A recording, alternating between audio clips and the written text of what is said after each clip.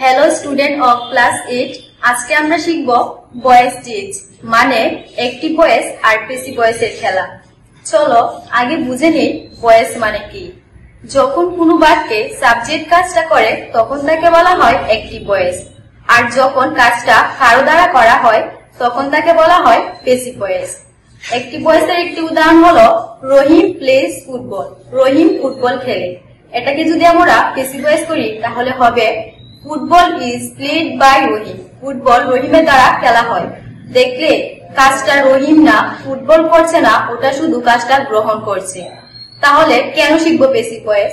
কারণ পরীক্ষায় আসে আর লেখার ধরন অনুযায়ী কখনো কখনো প্যাসিভ ভয়েসের দরকার হয়, বিশেষ করে যদি সাবজেক্ট কর্তা গুরুত্বপূর্ণ না হয়। চলো আরেকটা উদাহরণ দেখি। অ্যাক্টিভ ভয়েসের আরেকটা উদাহরণ হলো she sings a song। এটাকে যদি আমরা প্যাসিভ ভয়েস করি তাহলে হবে a song is sung by her।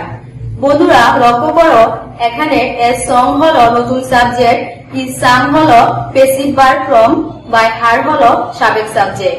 খেয়াল রাখবে বন্ধুরা, ভয়েস চেঞ্জ করলে বাক্যের অর্থ বদলাবে না, শুধু গঠন বদলাবে। আর হ্যাঁ, সব বাক্যকে প্যাসিভ করা যায় না।